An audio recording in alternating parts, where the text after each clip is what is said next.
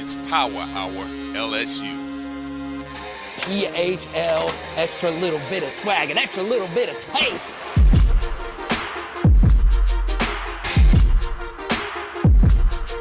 Yeah. Man, I'm headed to the field.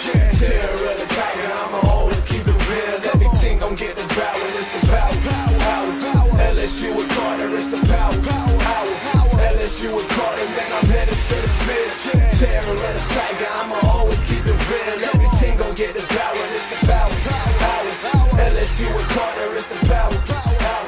LSU with Carter, man, I'm headed to the field. Let's freaking go, PHL Nation. Just a few days, I'll see you at the Shreveport Card Show in Saturday. They also announced that if you wear a jersey to the show, you get in free. But today, we got to talk about the deepest of deep LSU sleepers going into next year.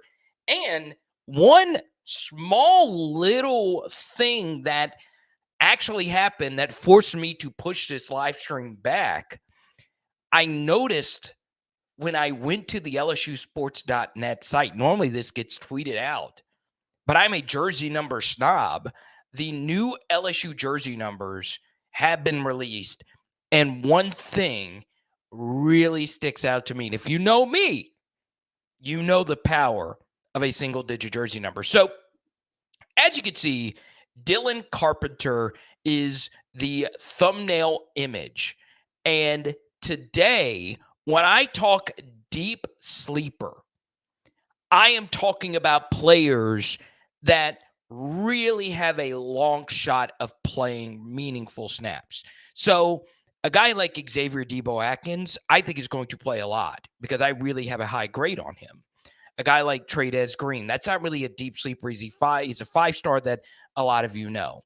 And let's say someone like Xavier Thomas, right? Your casual LSU fan that only tunes in the fall might not know who that is, but a lot of you know who that is. So I'm going to give you 4 deep-cut names that no one has ever heard of, unless you're a super diehard LSU football fan or you've heard of it, but I'm going to give you a bull case for them of actually getting snaps. And Doug, the camera didn't break. I did worry about it, though, because when I look at it too long, it can shatter. So we're going to start here with Dylan Carpenter. This is a guy who went through a pretty big body transformation. You know, when I watched his high school tape, he didn't get a good grade from me in terms of really high-end Division I Power 5 upside because he, to me, seemed a little undersized. Now, as you could tell with the thumbnail image, he has bulked up. I mean, he has really put in the work to make himself look like a true Division I Power 5 guy. This is your typical 3-star Louisiana player who didn't play a whole lot in year one, didn't hit the portal, but decided to stick his nose down and get after it at a position that is loaded. So for him to play, a lot of things need to go his way. This is a true defensive end as well. He's not someone that can give you defensive tackle reps. I do think he fits what Blake Baker is trying to do defensively a little bit better than the last regime. I do think Blake Baker doesn't really want to play with a standing 2-point stance edge player as much as the last regime did. So you need your traditional hand in the dirt defensive end, and that's what Dylan Carpenter is. So look, he's gotten bigger. I have heard good things as far as his body transformation. I've heard good things in terms of his overall athleticism getting better. And he's just kind of just hung around, right? And he is entering year 2. Year 2 is normally the year you begin to truly see if someone could be a Power 5 player. You rarely see year 3 breakout. So I'm not going to say it's now or never for him, but I'm going to tell you that I have heard good things as far as what he has done in the offseason workout programs, and people like being around him, right? I looked at his Instagram feed a little bit earlier. You see a lot of teammates commenting on his stuff, even though he's not really done anything at this point in his career. So I am biased towards a Louisiana 3-star. I always will be. The kids that truly dream of playing for LSU. So Dylan Carpenter is sleeper number 1. Okay. And before we get to sleeper number 2, we welcome in Tyler, Mick, Joseph, AP. Obviously, if you super chat, we go to your next topic. We say hi to the Black Connection. What's good to see? Good to see you. TOV, good to see you. Love it. Tony going out for a birthday. There you go. Congratulations. So there you go. I've heard really good things on Dylan Carpenter. Now, once again, these are all long shots. Now, this one is not a long shot, but he is a sleeper. Tyree Adams. So the discussion this offseason has been about LSU's offensive line. Is this the best LSU offensive line of all time? I believe it is. In terms of blue chip ratio, in terms of high-end talent, in terms of experience, in terms of first rounders, I do feel there are 2 true first-round offensive linemen that will go in the first round in next year's NFL draft. But notice I hesitate if I say this is the best offensive line of all time, because you really aren't a great offensive line if you don't have good backups. And Tyree Adams had a good grade for me coming out of St. Aug. And I tend to rate St. Aug prospects higher than non-St. Aug prospects because they just produce at a high freaking clip. We know Leonard Fournette. We know a good bit of the coaching staff on LSU as St. Aug grads. And then, obviously, Jakeem Stanos Stewart is arguably going to be the highest Louisiana-rated prospect since Leonard Fournette. So Tyree Adams, very interesting situation. Last year, he had no path forward to playing time because the number 1 backup offensive lineman was Lance Hurd. So if the left tackle went out, Emory Jones would go to left tackle and Lance Hurd would go in at right tackle. And Lance Hurd was the top backup at every single offensive line position. They would just move things around. So now Tyree Adams, I believe, now things could have changed, but I believe he will be the first offensive tackle off the bench. All right. Let's say Emory Jones gets banged up again this year. What if the unthinkable happens and Will Campbell has to sit out? You need reasonably good backups. Now, hopefully this LSU offensive line stays healthy from start to finish. But every single LSU offensive line that has ever existed rarely is able to stay healthy from start to finish. Okay. 2019 LSU. Right? A lot of you remember Joe Burrow and that great LSU offensive line that won the Joe Moore Award. Well, Austin Deculus wasn't available for Ole Miss. You need a Badori Traore to step in. You need good backups. Those T-Mob offensive lines were deep. They were very, very, very deep. So in terms of depth, we have not talked a whole lot about Tyree Adams. He is definitely a sleeper. Once again, you notice I'm targeting mostly guys going into their year 2 season. So Tyree Adams, 6'7", 305. Unlike Dylan Carpenter, we know he's got the size to play Division I Power 5 football. We know St. Aug produces really good football players. I've heard good things about Tyree Adams in camp. And one thing that I will say about Tyree Adams is, once again, there was no possible way that he could have played at all last year as a true freshman. His upside was capped because of the depth at the offensive line position. So he really didn't get a chance at all last year as a true freshman to show off what he could do. So I am a little bit higher on Tyree Adams than maybe most. And I would feel somewhat comfortable about him stepping in and giving us some action this next year. Hopefully that's not the case. This team loses quite a bit if you don't have Will Campbell or Emory Jones. You can make a case outside of the quarterback. They are the 2 most important players on the team. They are the 2 best players on the team, if you ask me. So we'll see what happens next year with Tyree Adams. He is a very, very key piece to what LSU is doing. Now, what do you guys think about Tyree Adams? A lot of you going crazy over Joe Burrow and the new look. AP says a big man, 6'7". So Tyree Adams, another sleeper. Now, this is a deep cut. A very deep cut here. Giovanni Peterson, walk-on tight end, who I think has earned a scholarship. Don't know for certain if that's the case. So, why are we pointing out Giovanni Peterson? Well, he's been around LSU for a few years now, and he kind of worked his way into a role with LSU last year. So when LSU would run their 13 and 14 personnel sets, they tried Kamarion Pimpton as the traditional tight end blocker. And eventually, I do believe, I'd have to go back and look at this. I think they did go to Peterson as the season moved on. So Connor Galbraith was another one of those tight ends. He moved on. And there is a higher likelihood than not that Peterson is somewhat of a special teams contributor. But I could see if LSU has success just pounding the damn rock and they want to get in 13 personnel, I could see him be the third tight end. What if Mac Markway goes down? Mac Markway is the solid number 2 tight end as far as a blocking tight end behind Mason Taylor. All right.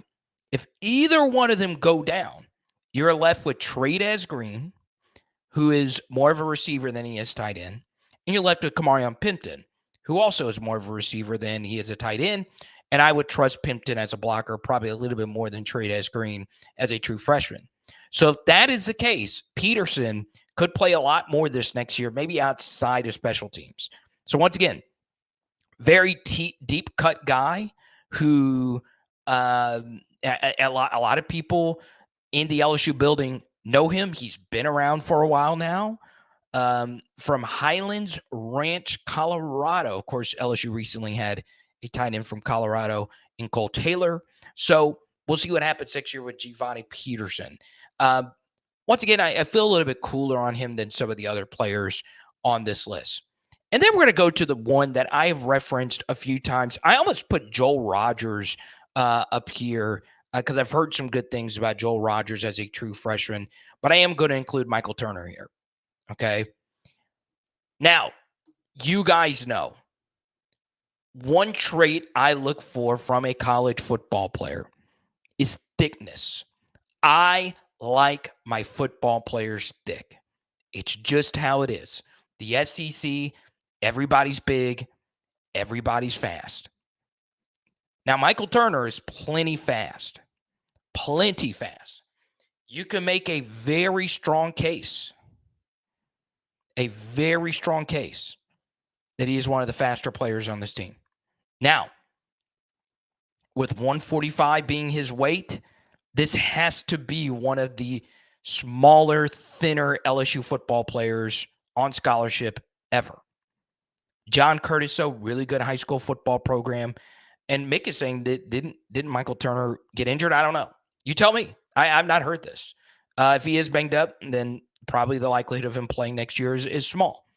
But Michael Turner is special when it comes to his speed.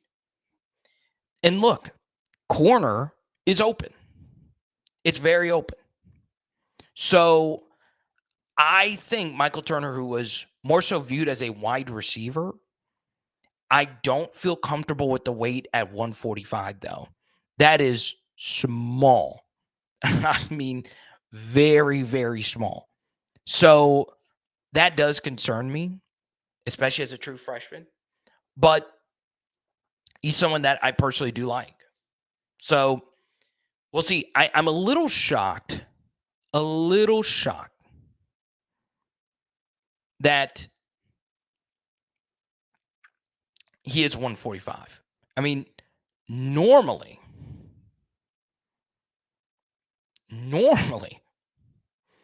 you don't see the listed weight at LSU be that light, especially lighter than what the recruiting services have you. Normally, you have it weighed a little bit heavier.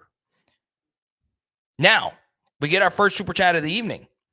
Jordan says, what about Gabriel Relaford? Now, that is a very, very good comment, Jordan. But I decided to go deep sleepers. Because, look, I like what I've heard from Dylan Carpenter. My personal opinion of him isn't as high as what I have heard. So that's one thing. But he has gotten bigger. The issue, though, and your super chat Jordan adds into it. Dylan Carpenter, for him to actually play, he's going to have to beat out a lot of really solid, proven guys and some higher upside freshmen like a Gabriel Relaford. So for me right now, ahead of Dylan Carpenter on the depth chart, Savion Jones. Obviously, the guy that people are excited about the most is Braden Swinson going into next year. And then you got Pierre Shan. And then you got Gabriel Relaford. And then you got Kalaj Cobbins. So there's a lot of players mixed in there. A lot. So it's going to be hard for Carpenter to play. Very hard. And for your super chat, Jordan, Gabriel Relaford is definitely one of those guys. I like Gabe a lot. We interviewed him at the last Streetport card show. Well, not the last one, but you guys get what I'm saying. We interviewed him, and he was spectacular. His parents are big fans of the channel, big supporters of the channel, and shout out to Ray and the fam. But yeah, it's insane. Honestly, insane how athletic he is, how fast he is at that size. So, Jordan, thank you for the super chat. I really appreciate it. Also appreciate your friendship as well. You've become one of my really good friends. And yeah. So, I want to share why I pushed the live stream back just a little bit, because you guys know jersey number discussion is something that gets me really fired up. All right. I have a policy, and it might not mean a whole lot to you, but and look, you guys know I'm not the biggest primetime Deion Sanders fan, but the only thing that I 100,020% agree with him on is the single-digit jersey number thing. So right now, LSU has, I don't think they're going to give out a number 3 uniform, because obviously number 3 is a pretty sacred number for the Brian Kelly era with what happened last year. And then, of course, Joe Burrow's number 9 isn't ever going to be given out again, more than likely. And then number 7 is to Will Campbell. And for those that didn't get what I was referencing, Greg Brooks wore number 3. So that number is pretty sacred now in LSU lore, especially in the BK regime. So these are the incomers. And what's very interesting to me on the entire LSU football roster, only one true freshman, only one, was given a single-digit number. Only one. All right? Now, I don't a gazillion % know how the jersey number thing works. And something else to keep in mind is someone who is involved with that process, Greg Stringfellow, retired. So he was the very coveted equipment manager at LSU. And he was a big reason why the Burrow EAUX jersey thing happened. So I don't know if he decides the jersey number. I don't know if Brian Kelly decides it. But Jawan Johnson getting a single digit as a true freshman is very interesting, because what I'll do is I'll show you all these other numbers. Every single player that's listed here would rather have the single-digit jersey number than the number that they're given, okay? That's why single-digit jersey numbers are big. It's the aesthetic, all right? So, yeah, there have been true freshmen in the past that have gotten a single-digit. Mason Smith, right? One thing that is interesting is on LSU's team, there is not a number 0 that has been issued, okay? But Jawan Johnson gets a single digit. So is that signal for anything going into next year? Well, under Brian Kelly, not really, right? There have been other first-year players who have gotten a single-digit number and not proven anything up to this point. And so far, it's not been a good omen, right? Shelton Sampson got a single digit as a true freshman. Obviously, has not really played. Jordan Allen has a single digit. number 6. Some in the building believe he could still be an SEC safety, but he's not really done a whole lot. The last player that got number 5 was LaTerrence Welch. He had not proven a whole lot, and he got in the single digit, and, it's not really done anything. Aaron Anderson got the single digit, got the uno. So there have been a lot of, first-time players who had not really proven a whole lot. One has kind of grown into it, and that's Kyron Lacey. But Kyron is like unfreaking believably good now, right? We'll see how he does as the number 1 option, but I would say Kyron is a lock to catch 50 passes this year. I know he's going to be really good. So it is interesting. There are some players that I think would prefer the number 5 that have proven something. But is that signal? It doesn't mean anything. I believe it does mean something. Look, we had someone, Ronald, thank you for the super chat. You could get to pick the next topic. Someone at Juwan Johnson's inner circle recently jumped in our chat, and he was like, y'all are sleeping on him. So very interesting. Trades Green gets number 14. BB Causey gets number 28. Caden Durham. I love Caden Durham. I'm also a jersey number snob. I like the fact that he wears a traditional running back jersey number 29. Wallace Foster also gets number 29 on defense. Xavier Atkins. These are the jersey numbers that you need to remember right here. 29 and 31 going into next year. Aaron Burrell, the new potential kickoff guy for the future. Aaron Burrell gets number 32. Blake Oschendorf, that's a punter who just came in. Devon Keys, number 42. Weston Davis, number 75. Ori Williams, number 77. Preston Hickey, the walk-on defensive tackle. He was number 98. He goes to number 88. CJ Jackson, the defensive end. Kind of a obscure jersey number 89. But let's see. Let's see. I think Chance is going to know this. I accidentally left him off. It was a Freudian slip because I knew I was going to talk about him tonight. That's why I pushed the live stream back because I wanted to type all these out.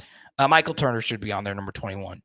But I want you, and by the way, I'm excited about Juwan Johnson as well. I just would not give a single digit to someone that's not played yet. I mean, it is.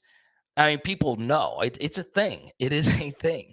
Anyone that knows anything about football knows it's a thing, right? CJ Jackson, the defensive end, gets number 89. Can you name the last solid, he wasn't spectacular, but solid defensive end at LSU who wore number 89? Let me see how deep y'all's football knowledge goes. And then we get the transfer defensive tackle JVR Suggs gets 91. Dominic McKinley, number 96. That's the number he wore in high school. I'm glad they gave him number 96. And then Gio Paez, number 99. Okay. So the thing that stands out to me is a single digit. It is a thing. All right. It is a thing. Yeah, I mean, they are, and they should be. I mean, he's a very interesting prospect. Oh, Jelani Watkins. Let me see. He skipped out. I put these together last second. Let's see. Oh, man. Yeah, I didn't put Kylan Billy out either. Kylan Billy out number 82. Jelani Watkins number 83. Let's go. Traditional wide receiver numbers are back. Normally, I don't even look at the 80s. Normally, it's just walk-ons. Normally, it's just walk-ons that get that jersey number. You can't. They did not want those jersey numbers. I can guarantee you that. They did not. But I like it. I like it, baby.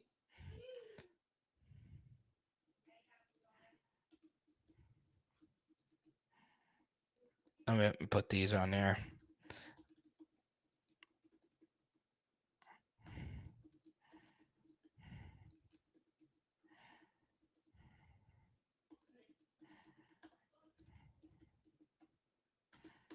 That is crazy. 82 and 83. Bring it back, baby. That makes me feel so warm inside, y'all. No pause needed. Like, bring back tradition. Our country really started going to crap when wide receivers quit wearing jersey numbers in the 80s. Y'all notice that, right? It's just the truth. Okay?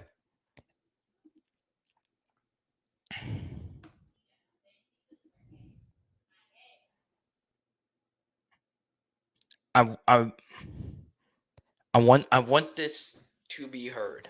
All right? If you are not a primetime player, do not ask for a single digit. Do not ask for a single digit. All right? Because Deion Sanders said it best. There's all these double numbers now. And that's fine. I don't mind double numbers. But a single digit jersey can be used in recruiting. Like, look, DJ Pickett wears number 5, right?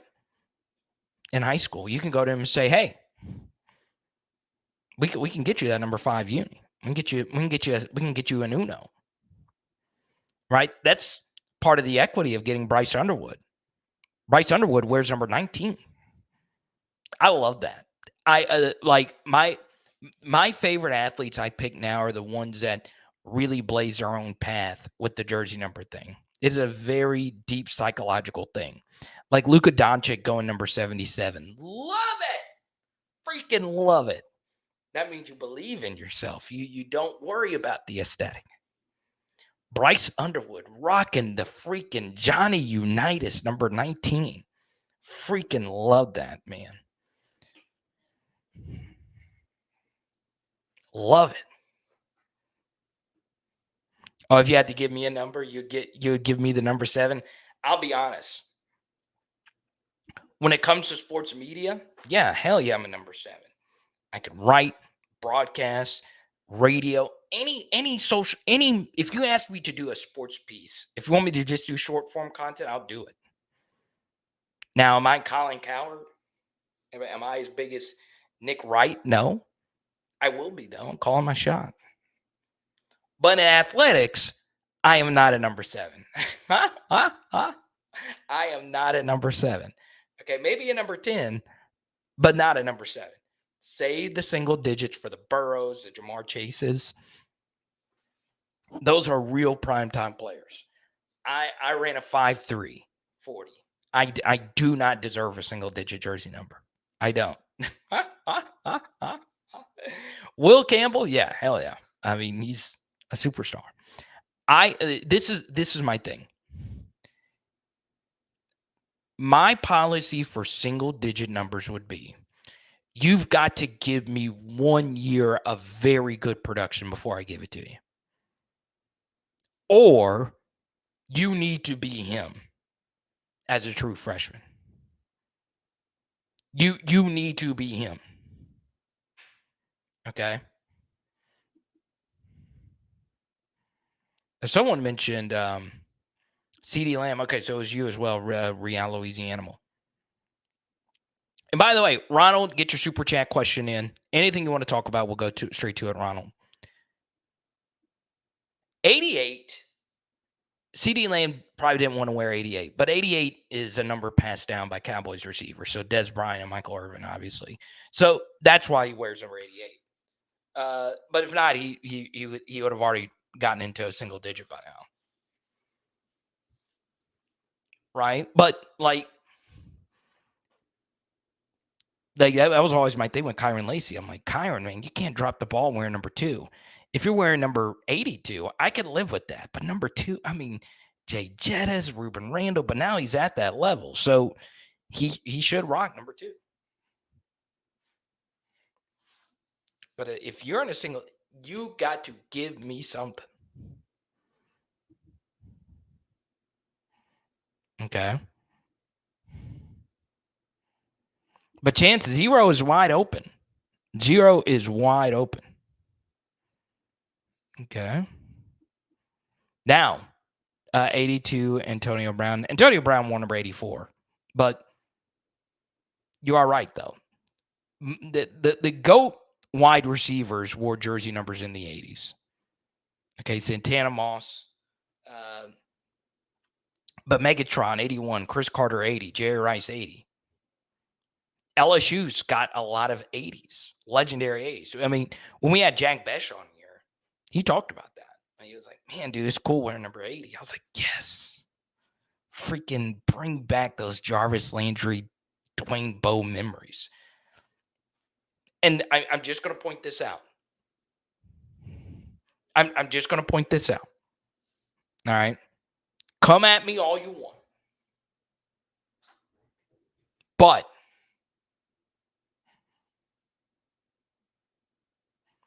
Jarvis Landry, when he got to the Saints, got number 80. He got number 80 when he got to the Saints. And I was like, hell yes. Vintage Jarvis. Vintage Jarvis. And then he switched to number 5, had one good game, and then he's not played since then. We need Jarvis back at number 80. All right? It matters. It matters. Okay?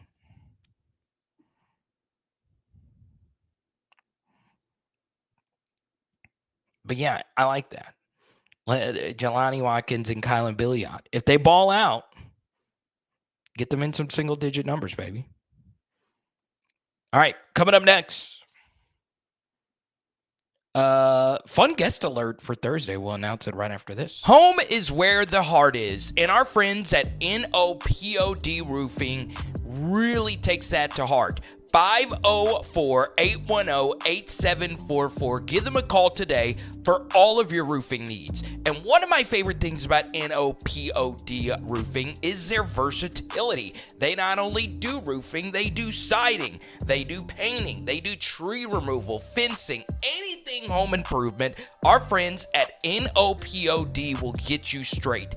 Give them a call today at 504-810-8744 and let them know PHL and Carter the Power sent you. We never overpromise and always over-deliver with NOPOD, baby. Let's go.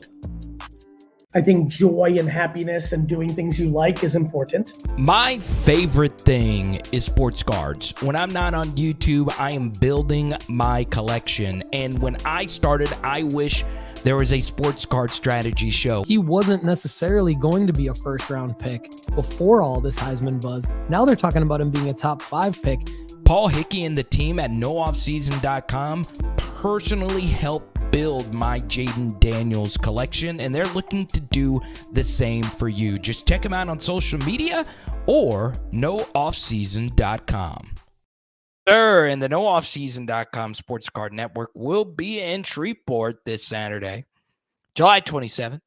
I'll be there all day, and it was announced today that if you wear a jersey, it can be any jersey, you get in free. So on top of the jersey numbers, okay, on top of the jersey numbers, I need you to come in your most obscure jersey. Like, I want, like, Wally Zerbiak of the Minnesota Timberwolves level of obscurity. I want to look at your jersey and it be a player I never have heard of, ever. Okay? Can't be hockey. I don't do hockey. Yeah, hockey is just... But if you're at the Shreveport Card Show and you come to my setup, I have my own setup, and you have an obscure-ass jersey, you're getting an LSU auto. I'm hooking you up with a Grand Delpit auto. I'll go that big. 2019 legend. Blitnikoff at number 7. So, show up. Obscure. You get in. You're getting some equity already. Free getting into the gate. So there you go. Corey the GOAT, welcome him to the channel. He says John Garlington wore number 89. I don't even know who John Garlington is. So the answer to the 89 trivia is actually a guy that I knew. We were at LSU together, and he is indeed very underrated. And how many of you remember LeVar Edwards? Okay.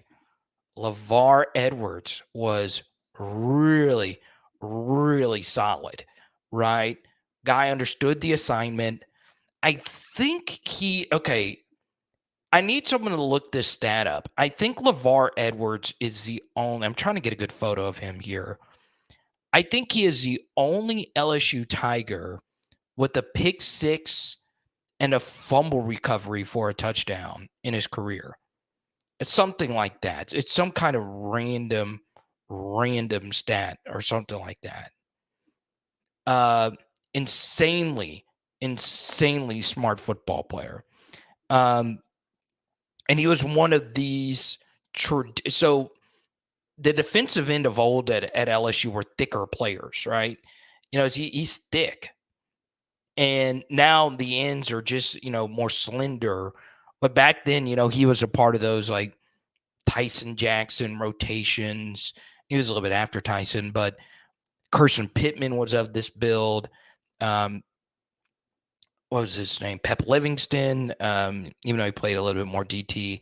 Tremaine Edwards, number 47, was also a thicker defensive end type.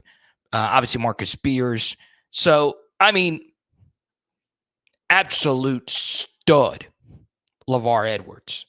I don't know how long his NFL career, if he really had one at all, but I loved him, man. I freaking loved him. Let's go to Corey the GOAT. He played defensive end for LSU in 1965 to 67. Corey, now, did you look this up or did you know about John Garlington? There's no way you knew this. There's no way you knew this. Oh, man. I think he did. I knew Chance would know something. I think he did go to Madison Prep and I think BR. But yeah, if you remember LeVar Edwards, I would consider you to be a semi diehard LSU football fan, right? You don't have to be super duper diehard, but you have to really love the Tigers to know who that is. But yeah, I loved him. I freaking loved him. Nice guy too.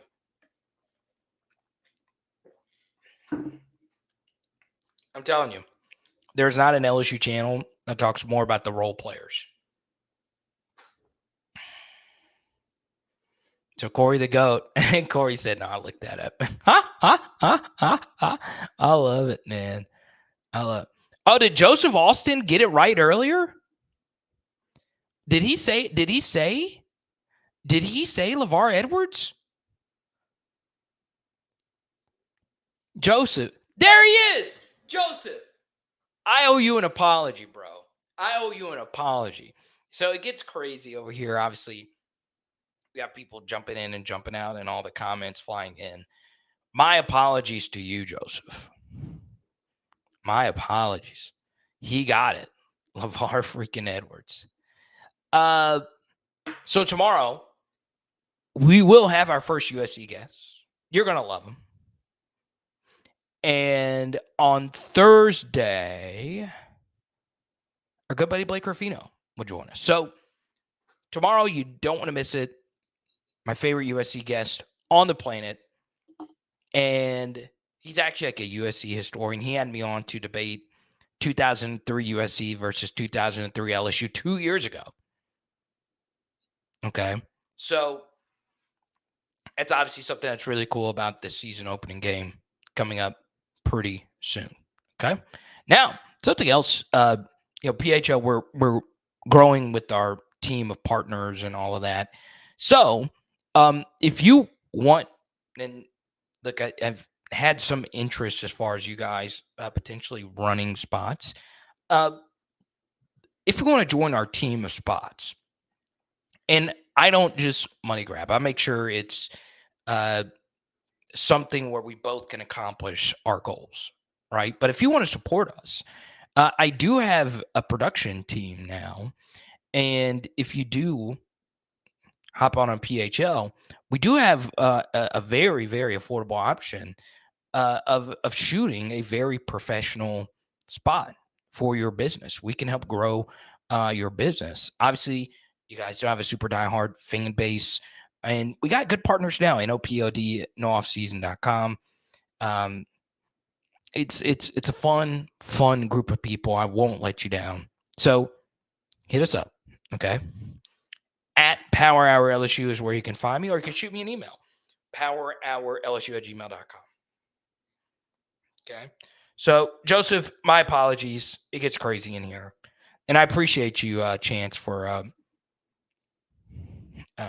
holding me accountable. Now, next thing. I'm really loving this live stream. There's a few other things I want to get to. Once again, if you want your question answered, we will super chat. If you super chat, we'll go straight to it. You know, we're talking about sleepers. I do want to talk about a few other backups that I wouldn't necessarily call as like a sleeper per se. And one of those players is definitely Debo Atkins, right? He's a guy I really like a lot. He's just built different. Obviously, we interviewed him. And look, I just think he's very capable of producing at LSU pretty quickly. Now, once again, he is not the thickest guy. But at linebacker, I do prefer sideline to sideline speed over thickness. And I do think Debo gives you that. I do think a guy like Tylen Singleton is also very interesting as well. So because of that, I do think you could see more of a youth movement on this defense. Kylan Jackson is someone else. Springs, Deshaun McBride, who is now Springs, is very interesting as well. I will just continue saying this, and I understand that their recruiting rankings and their experience says otherwise, but I will remain skeptical of Sage Ryan and Major Burns until we actually get to the season. Okay. So, as far as, Deshaun Spears and Kylan Jackson, I like them a lot.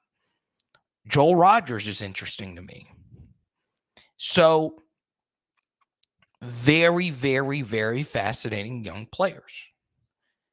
And we do have a pretty large sample size of Sage Ryan and Major Burns up to this point. And it's been mostly shaky at this point. So I am rooting for him. I am cheering for him. I prefer my football players be experienced and have a lot of blood and sweat equity into the program. But we are asking a lot for both of those guys to take leap forwards, right?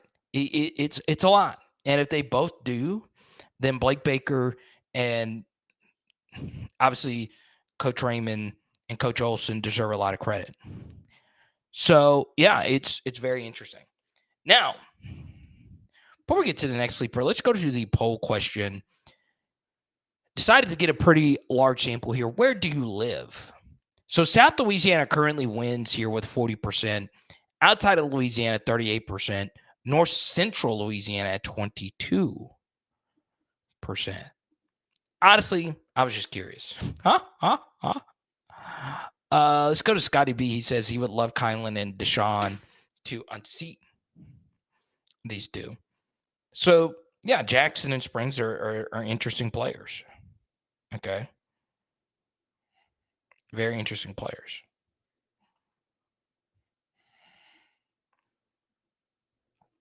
Yeah, Jay Red. I mean, out of anyone that would know, I think it would be you to know. Unless it's Monday. No, it's Tuesday. Oh, actually, you know what? I did not post in the Discord. And part of why I didn't was because I got the I normally post a link in the Discord that we are going live. But I didn't post because I got that jersey number thing. And I didn't notice it until I actually just looked. I was actually looking at something else on the LSU roster. I was like, wait, we got the new jersey numbers. Now, speaking of Patreon, I have a few deep dives coming out on Patreon, one that I've already released. And I've gotten a few messages. And I feel like it's a little weird to talk about this like on a live stream. It's better to, because it is such like a deeper cut thing. But, Derek Meadows, he is the first 5-star 247 sports receiver. If he does sign, he would be the first 5-star receiver since Kayshon Boutte in 2020.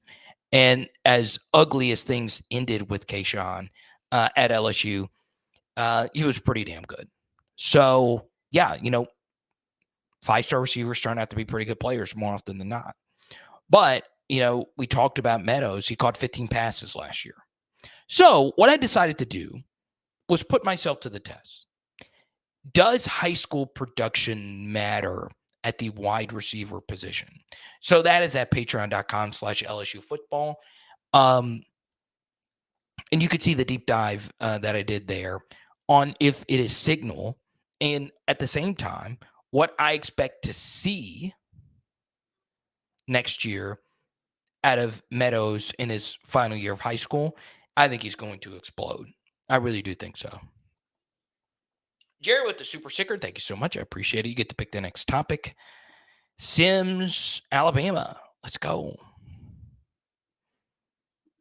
Oh, we got a U-High. Been a Tiger your entire life, man. Right on campus. Good stuff.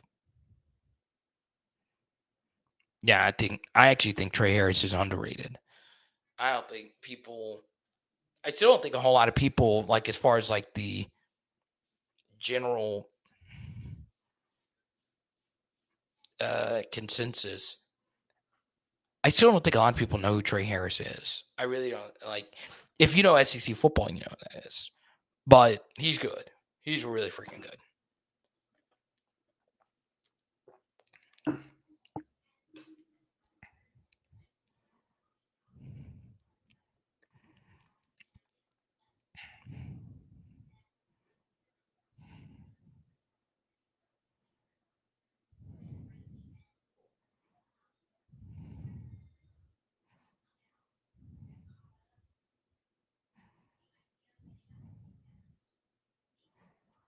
Let's see.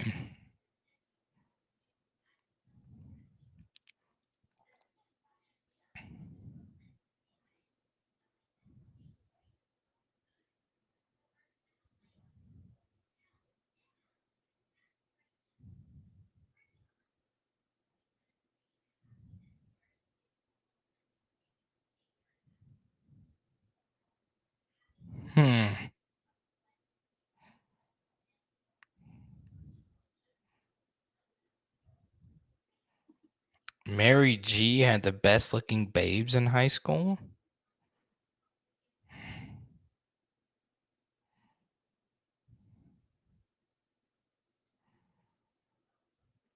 So Paul Skeens tonight, 8 1/3, 4 hits, 8 Ks, 2 earned runs. His last loss as a starting pitcher, May 25th, 2023, in the SEC tournament against Arkansas. I mean, are we watching like a true all-time, like we're going to be talking about this guy like Sandy Koufax kind of stuff. I mean, like a Shaquille O'Neal level pro. Now, I don't know if there'll ever be an LSU celebrity as big as Shaquille O'Neal, but as far as like baseball is concerned, dude, like it's unreal. I mean, I tuned into the baseball all-star game for the first time in eons a week ago. And make quick work of Aaron Judge. I mean, he is unfreaking believable.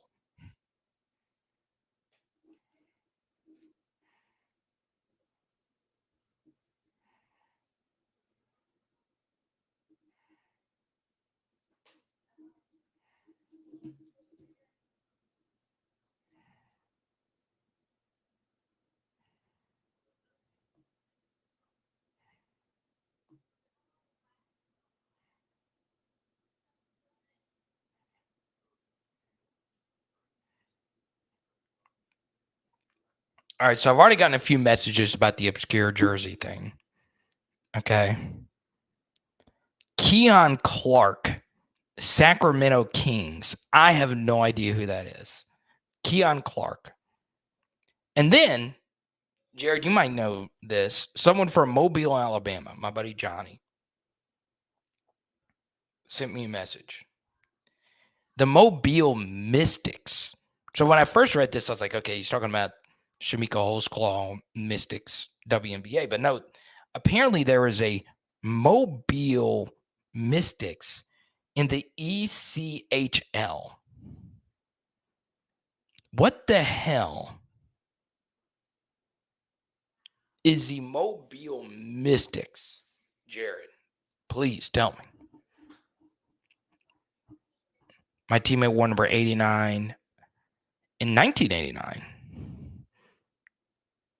He was a recent employee at LSU in charge of the grounds for Tiger Stadium. Can anyone name him? Tight end number 89 in 1989. I don't know. So it's Roby, you're from Bama as well. Hockey team from the 90s.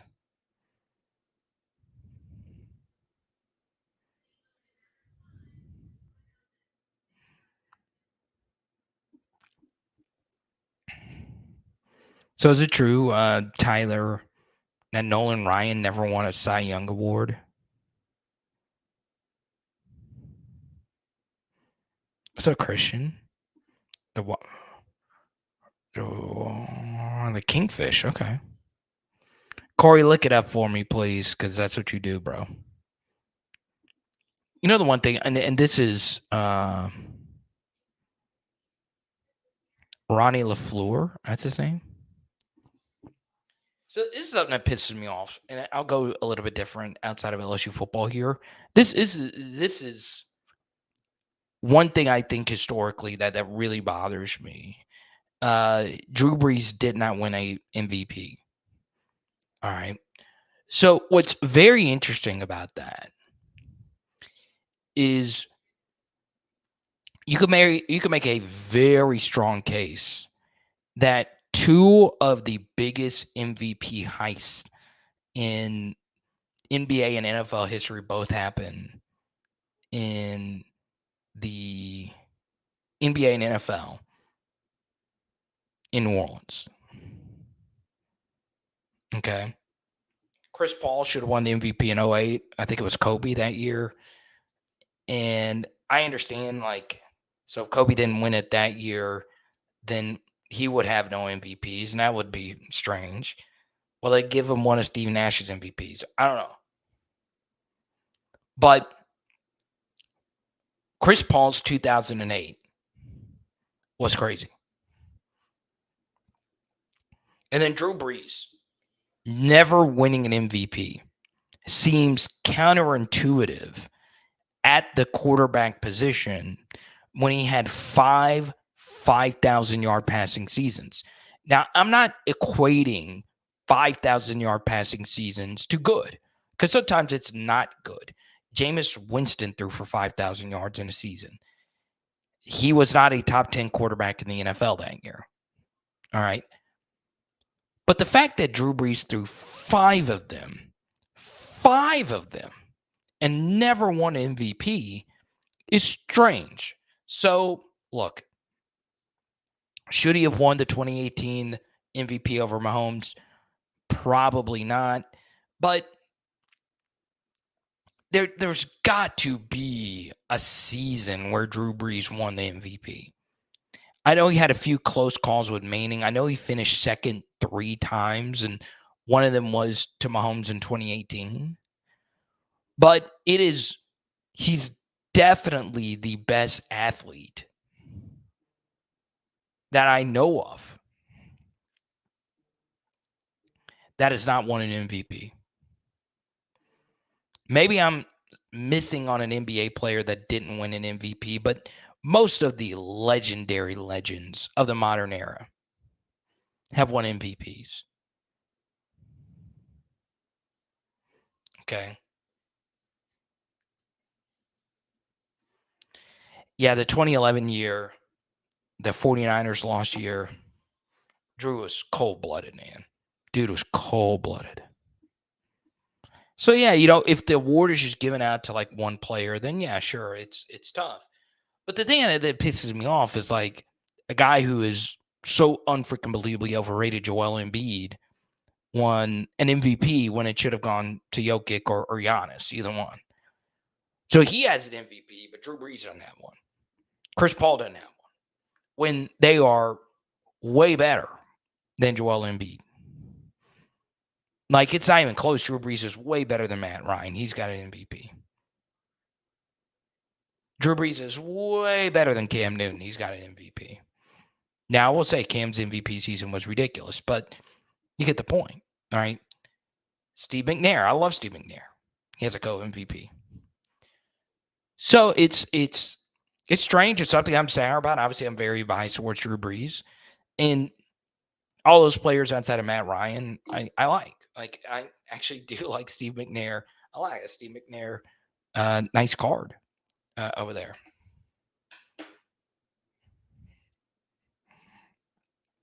But yeah, I am very biased towards the Brees MVP agenda. It doesn't make any sense.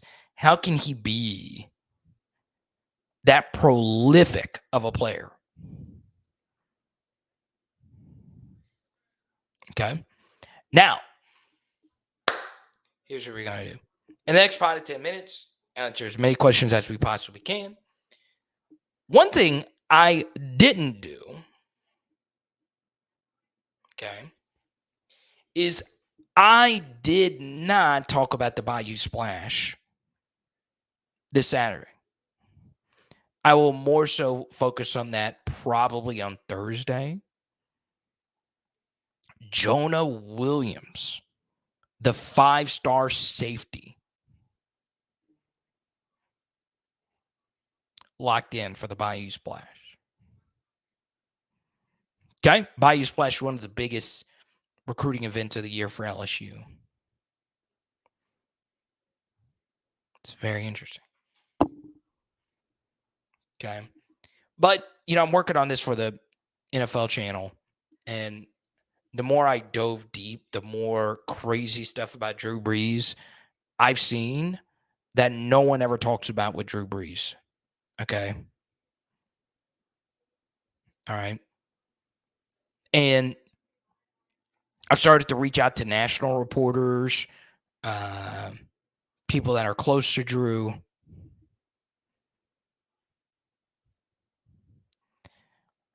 Like, and this is going to sound unfreaking believably crazy because Drew Brees is, made over $300 million in his entire career, and he's a legend. He's going to go in the Hall of Fame. He's got a very happy family and all that stuff.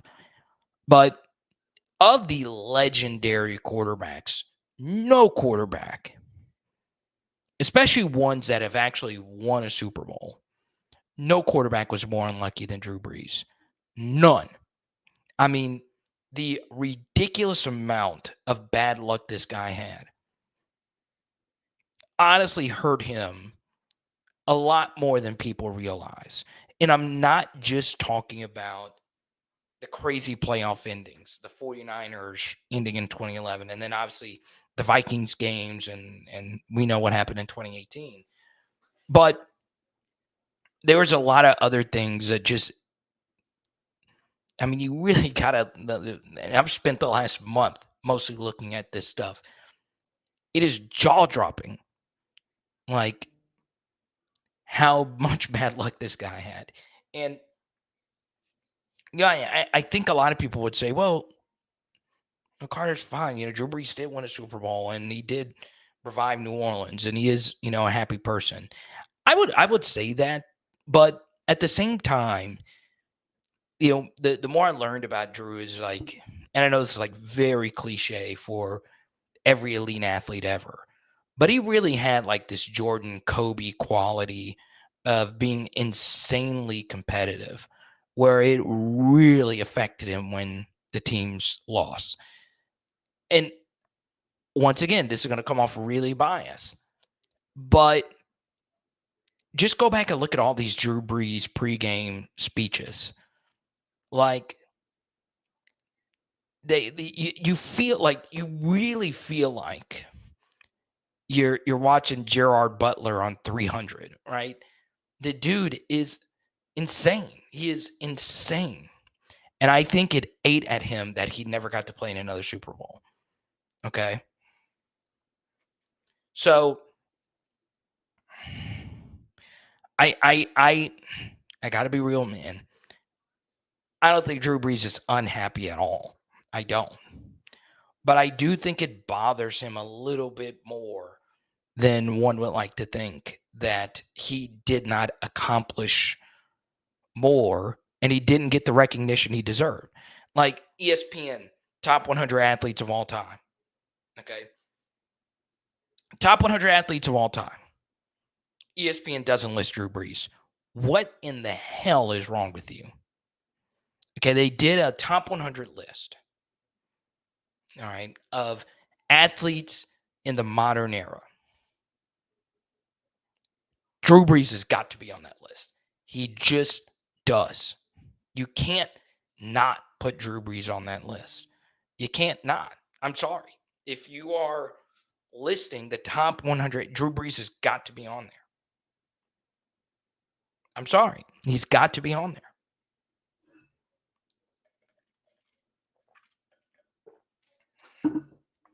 Now, the four QBs that were on there were Rodgers, Mahomes, Manning, and Tom.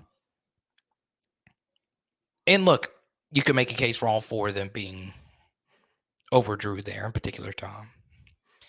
But hell, Drew's got to be Drew's top 100. He's got to be on there. I'm sorry. Uh-oh. The Master Blaster, what's good? Let's go to Pegasus. Is there any worry that Team USA doesn't win gold, considering my GOAT has to keep saving the day for them to win? So, yes, there is concern. But I saw a stat earlier today that when the 1992 Dream Team won the Olympics, all the other teams combined had 9 NBA players. All right. And for this Olympics, all the other combined countries have 61 NBA players. The game is more global. I mean, we saw South Sudan almost beat Team USA. It's going to be harder. I mean, look, when I watched the first Team USA exhibition, it was ridiculous how loaded Team Canada was. We're talking about Team Canada. They are loaded with like really good NBA players. Shea, Dylan Brooks. I mean, the list goes on and on. They're good. Nikhil Alexander-Walker. So, yeah, they're not as good as Team USA. Nobody is. But everybody's good. I mean, look, you play Slovenia and Luka goes off for one game. I don't know if Slovenia made the Olympics. I don't think that they did. I mean, there's nothing you can do, right? If he really, really went off. It's tough. I do think it's cool that LeBron is the flag bearer. I think that was cool.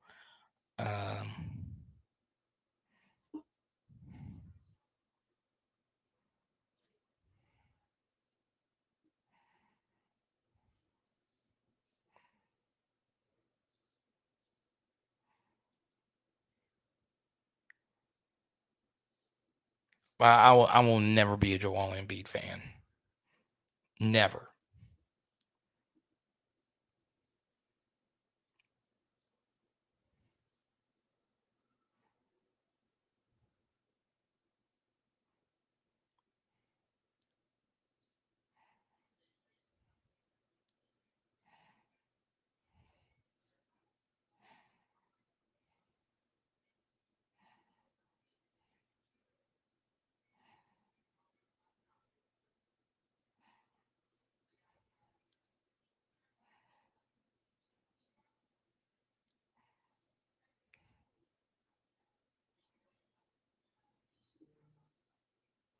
Hmm.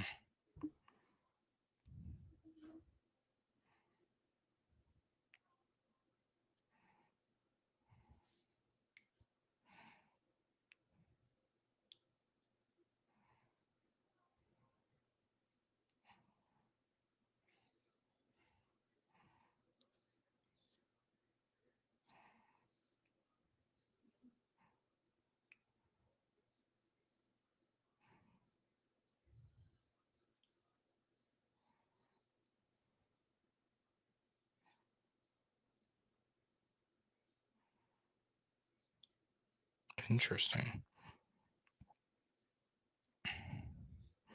Yeah, I'm not gonna say it's a lock. I don't. But yeah, I mean they should win though. They should. But we'll see. We'll see what happens. We'll take a few more here.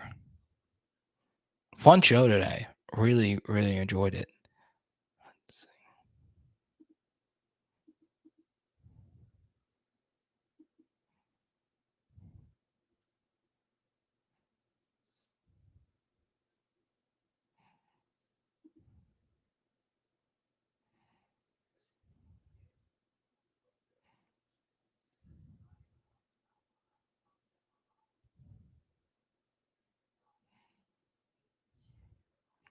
Breakdancing is an Olympic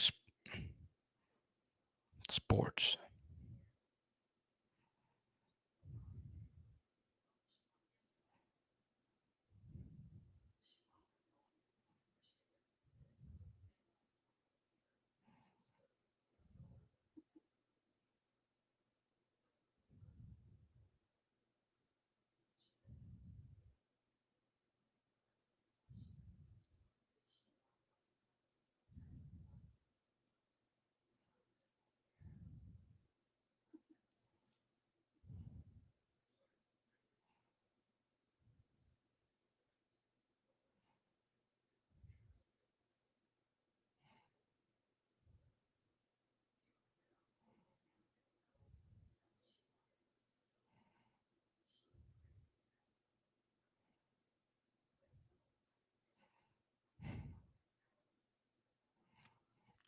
Mm.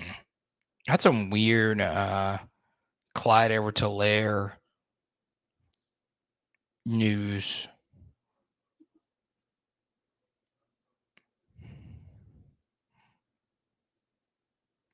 Deneric Prince got the second string running back reps over Clyde Edwards-Helaire today. Once again, it's just one practice, but it's interesting. Let's go to Sibley, our top super chatter of the evening. Wants to keep it going.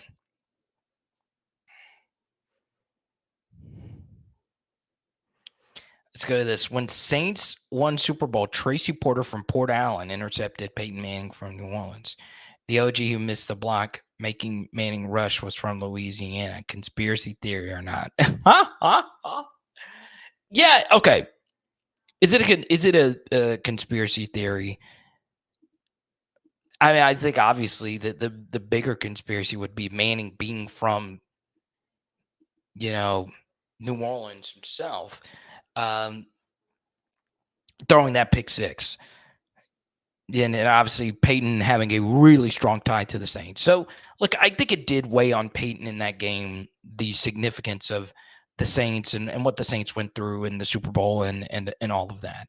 But Peyton wanted to win that game, right? He was needing that second Super Bowl. Also, Tracy Porter just made a really good play on the football.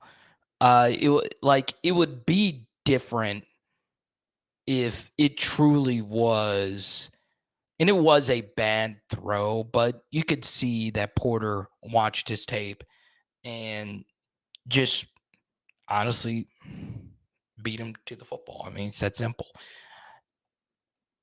But yeah, tinfoil hat, Port Allen. Huh? Huh? Huh? Yeah. So I actually, it's ironic you mentioned this, Sibley.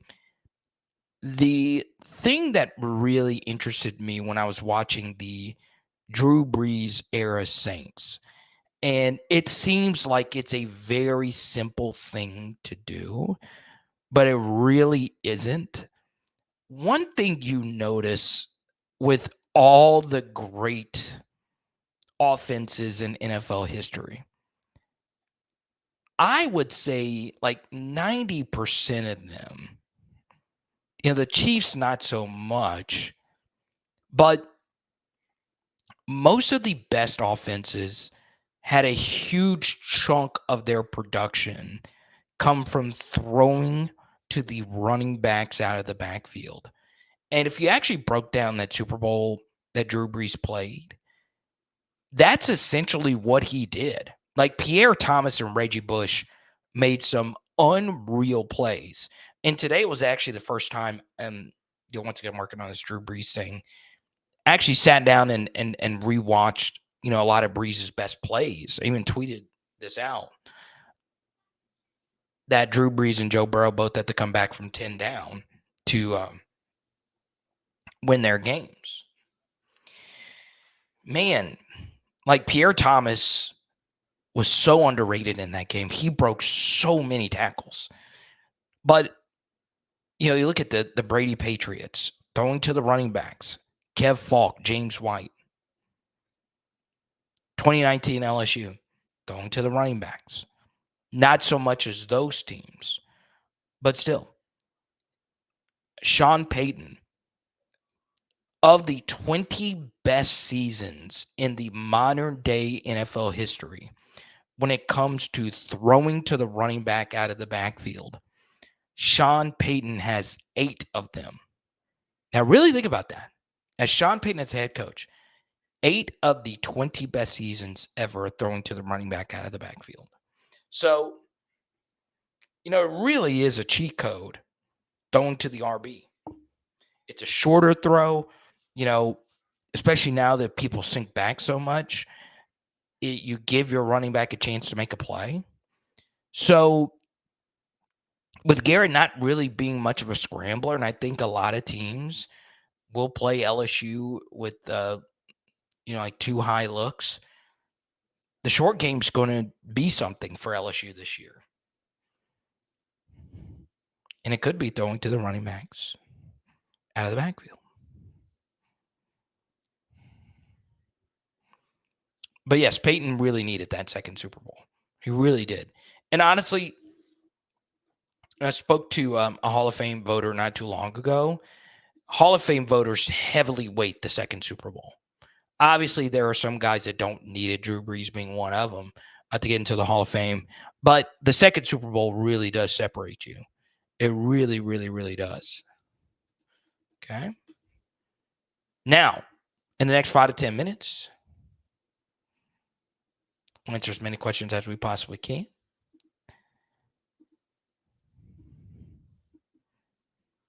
Joey B, the Slim Shady hair. I love it. But then again, I love anything Joe Burrow. If it was really bold, though, he would have worn this on Fashion Week. So there was rumors of the buzz cut, but I don't think anyone thought he would go Slim Shady or Corey Rhodes. I like it. Pegasus says he's worried about Joe Burrow. Why? You shouldn't be.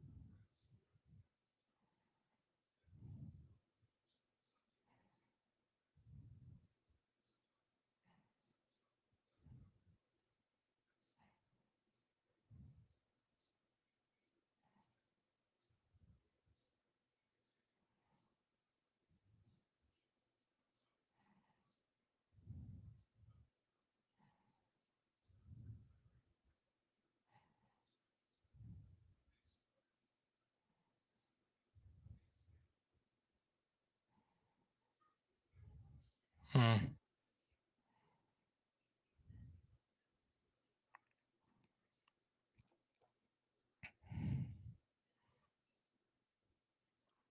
had one of you send me that the Hawk Tour girl has sports cards now.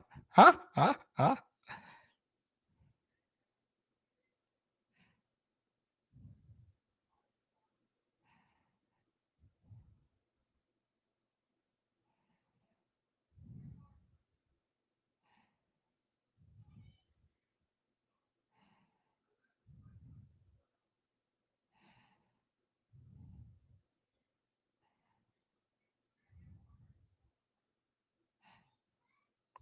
God, dog. EA Sports has so much of my money. I don't know. Like, I'm gonna be real. Okay.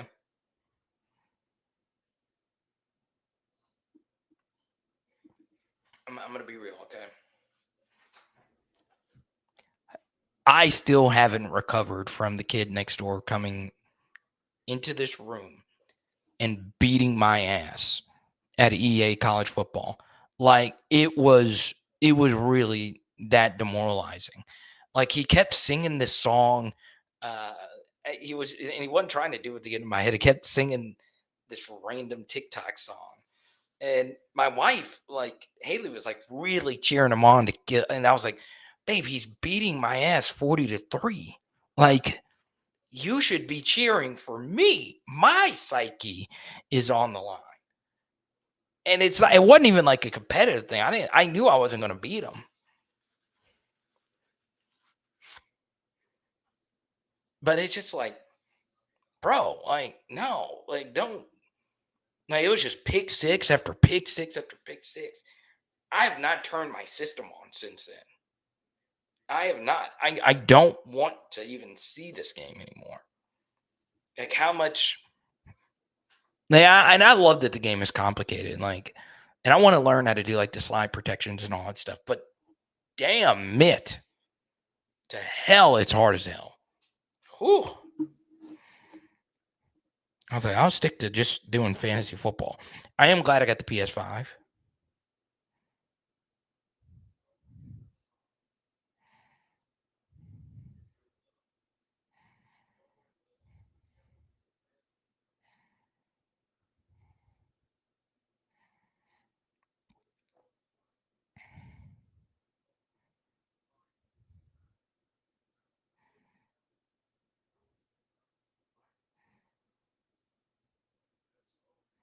Dude, everyone's talking about this Twister movie.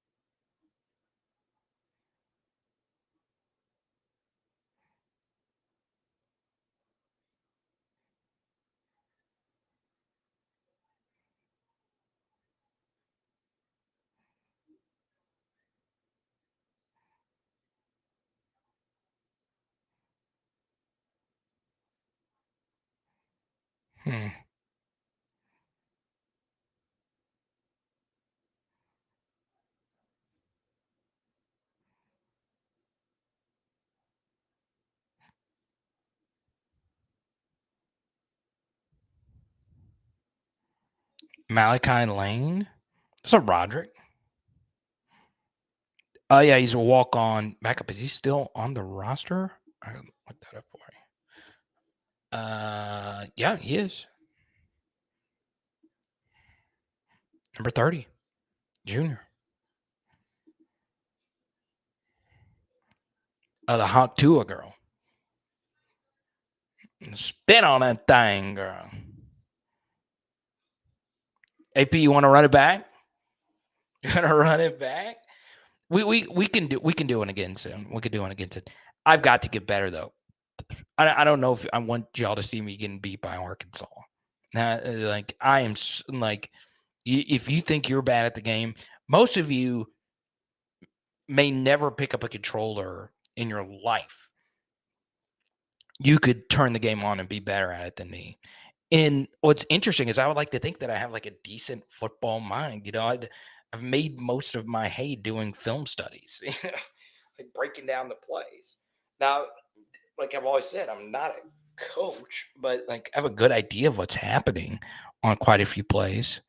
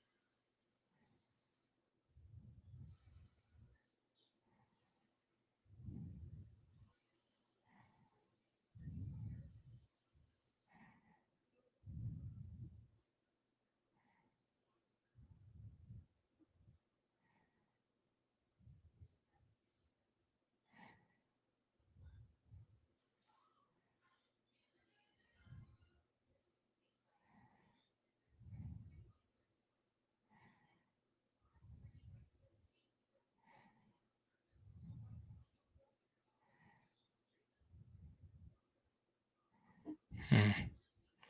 You want you want me to get Zion in here to destroy my ass? No, I don't like. You don't understand. My soul. If you actually watch the stream on Sunday, you could see that I look like I I witnessed an exorcism. Like that's how badly this kid beat me in this game. With Mississippi, we did Tennessee, Mississippi State. He destroyed me.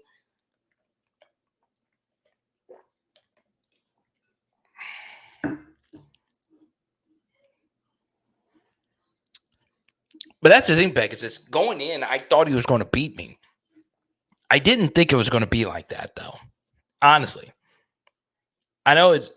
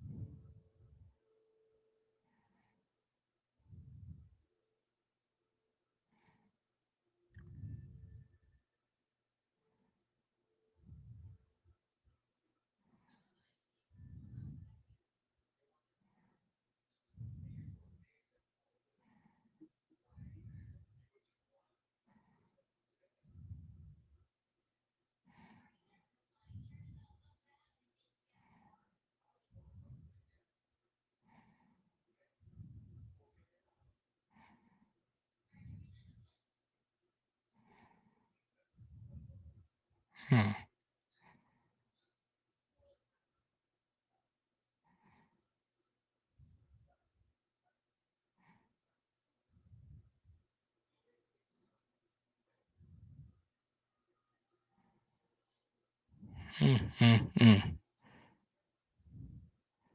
Yeah, I know, Jared.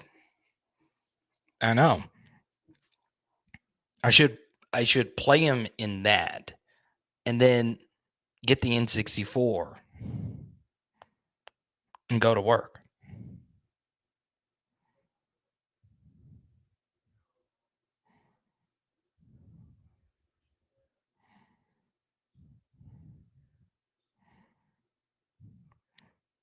Yeah, by the way, like I gave out most of my Malik Neighbors collection. If you got a Malik Neighbors card, you hit the jackpot from me. Ha ha ha. I would get that thing out and Cherish that thing.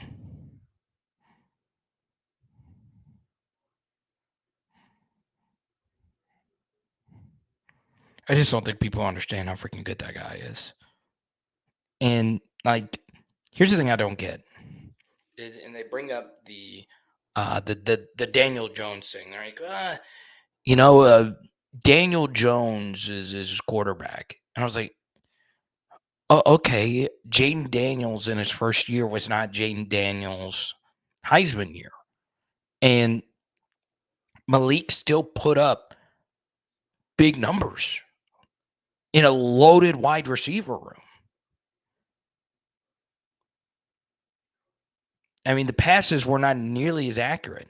A lot of them were extreme wobblers. I mean, Malik still produced, and that's nothing against Jaden. He still went out there, won games, and so on and so on. But I hear that, and I'm like, well, Malik at a younger age, and Malik is already young as it is, comparative to like other, recruits and draft prospects of the same ilk. Dude, he's so good. Like, he is so freaking good. And it would not shock me when it's all said and done that he had the best professional career of any of the LSU modern era guys. And that's going to be a lot. I mean, there's a lot of different guys you could say that should be in the number one spot. Obviously, Kevin Moai has and Alan Faneca already in the hall. But, I really do think Malik's going to be that good. I really do. Okay.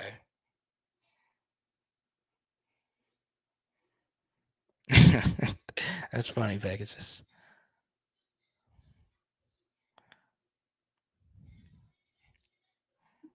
But yeah. All right, we'll be live tomorrow. My favorite USC guest will be joining us. And we're not going to be talking to USC. He's also one of my favorite college football minds. It is Power Hour LSU. Boom. Shout out to Jordan with the Venmo Super Chatter, top Super Chatter of the evening. The great John Sibley Butler, Jared and Ronald. Don't forget this Saturday, Shreveport, Louisiana, PHL get together. The most exotic, if you wear a jersey to the show, you get in free. The most exotic jersey at the show will get an autograph card from yours truly. Okay, so there you go. And tonight we are doing pork chops with some brown sugar.